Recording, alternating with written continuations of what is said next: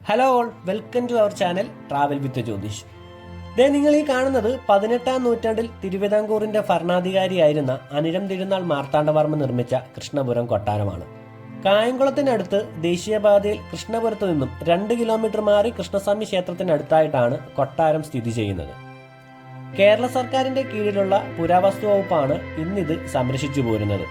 ചരിത്ര പ്രാധാന്യമുള്ള മ്യൂസിയം കൂടിയുള്ള കൊട്ടാരത്തിനുള്ളിലേക്ക് കടക്കുന്നതിന് 25 രൂപയാണ് പ്രവേശന ഫീസ്. പണ്ട് കായംകുളം രാജാവിന്റെ അധീനതയിലുള്ള കൃഷ്ണപുരം കൊട്ടാരം ഓലമേഞ്ഞതായിരുന്നു.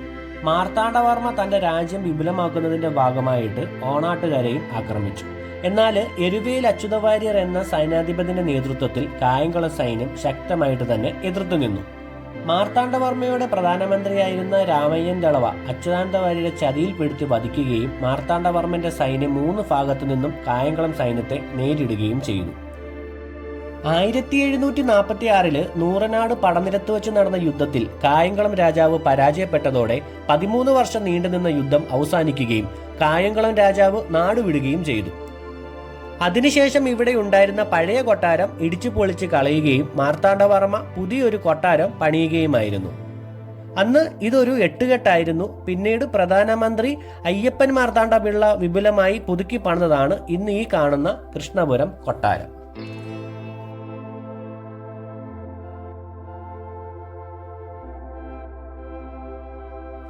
ഈട്ടി, തേക്ക്, ആഞ്ഞിലി തുടങ്ങിയ തടികളിലാണ് മരപ്പണികൾ നടന്നിട്ടുള്ളത്.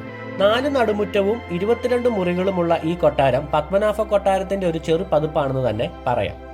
4 ദിക്കുകളിലുമായി ഏകദേശം 20-നടുത്ത് കിളിവാതിലുകളും കുത്തനെയുള്ള പടവുകളും ഡച്ച് മാതൃകയിലുള്ള ശുചിമുറിയും ഈ കൊട്ടാരത്തിന്റെ പ്രത്യേകതയാണ്.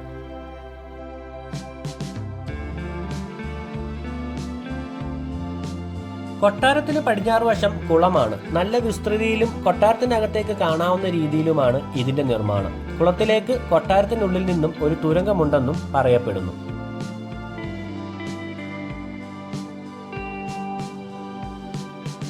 തിരുവിതാംകൂറിന്റെ ആസ്ഥാനം പത്മനാഭപുരം കൊട്ടാരമായതിനാൽ കൃഷ്ണപുരം കൊട്ടാരത്തിൽ രാജഭരണം നടന്നിട്ടില്ല എന്നത് മറ്റൊരു പ്രത്യേകതയാണ്. കേരളീയ വാസ്തുശാസ്ത്ര പ്രകാരം 1750-നും 1753-നും ഇടയിൽ പണിതീർത്ത ഒരു 16 കെട്ടാണ് കൃഷ്ണപുരം കൊട്ടാരം. പുറത്തുനിന്നും അടുക്കളയിലേക്ക് എത്താവുന്ന ഒരു പ്രത്യേകം പടിപ്പുരയുണ്ട്. പടിപ്പുര കടന്നു വരുന്നത് മറ്റൊരു നടുമുറ്റത്തേക്കുമാണ്. നടുമുറ്റത്തിനോട് ചേർന്ന് തന്നെയാണ് അടുക്കളയുടെ സ്ഥാനവും.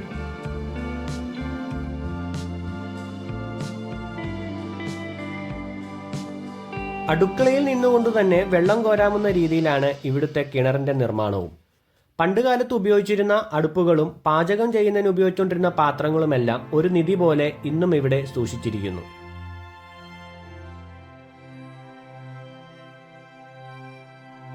കൊട്ടാരത്തിനു ചുറ്റും എഴികൾ സ്ഥാപിച്ച വരാന്തകൾ നമുക്ക് കാണാം. കൊട്ടാര ഭിത്തികളെ മഴയിൽ നിന്നും സംരക്ഷിക്കുവാനുള്ള മറ്റൊരു വാസ്തുവിദ്യയാണ് ഇത്. പുരാതന കാലത്ത് ഓടനാട് എന്നായിരുന്നു ഇന്നത്തെ കായംകുളം ഉൾപ്പെടുന്ന നാട്ടുരാജ്യം അറിയപ്പെട്ടിരുന്നത്. ചെങ്ങന്നൂർ, മാവേലിക്കര, കരുനാഗപ്പള്ളി, കാർത്തികപ്പള്ളി തുടങ്ങിയ പ്രദേശങ്ങൾ ചേർന്ന വിശാലമായ നാട്ടുരാജ്യമായിരുന്നു ഓടനാട്. 15ാം നൂറ്റാണ്ടോടെ ഈ ഓടനാടിന്റെ തലസ്ഥാനം കായംകുളത്തിനടുത്തുള്ള എരുവ എന്ന സ്ഥലത്തേക്ക് മാറ്റി എന്നുമാണ് ചരിത്രം. ഏകദേശം 56 ഏക്കറിൽ കോട്ടയ്ക്കകത്തായിരുന്നു പണ്ട് കൊട്ടാരം നിലനിന്നിരുന്നത്. കാലക്രമേണ കോട്ടമതിൽ തകർന്നു പോവുകയും സമീപത്തുണ്ടായിരുന്ന കെട്ടിടങ്ങൾ ജീർണിച്ച് ഇല്ലാതാവുകയും ചെയ്തതോടെ ഇന്നീ കാണുന്ന 2.5 ഏക്കർ മാത്രമാണ് അവശേഷിക്കുന്നത്. മുകളിലത്തെ നിലയിൽ നിന്നുമുള്ള കിളിവാതിലിൽ നിന്നും 4 ദിക്കിലേക്കും നോക്കിയാലുള്ള കാഴ്ചകളും മനോഹരമാണ്. പടിഞ്ഞാറ് കുളത്തിലേക്കാണ് കിളിവാതിലുകളും വരാന്തകളും കൂടുതലായിട്ടുള്ളത്. മുകളിലത്തെ നിലയിൽ 2 ബെഡ്റൂമുകളാണുള്ളത്.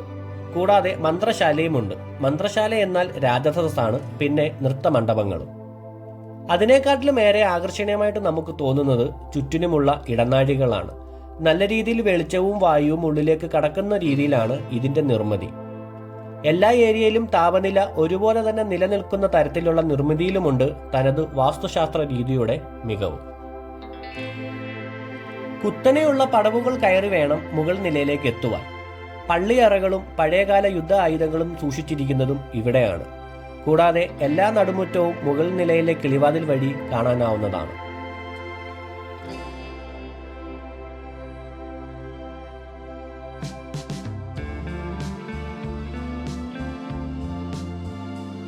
പത്തടിയോളം ഉയരമുള്ള മതിൽക്കെട്ടിനകത്താണ് കൊട്ടാരം സ്ഥിതി ചെയ്യുന്നത്.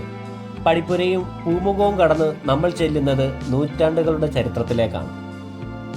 കൊല്ലം ആലപ്പുഴ ദേശീയപാതയിലെ കായംകുളത്തിനും ഓച്ചിറയ്ക്കുമിടയിലാണ് കൃഷ്ണപുരം കൊട്ടാരം സ്ഥിതി ചെയ്യുന്നത്.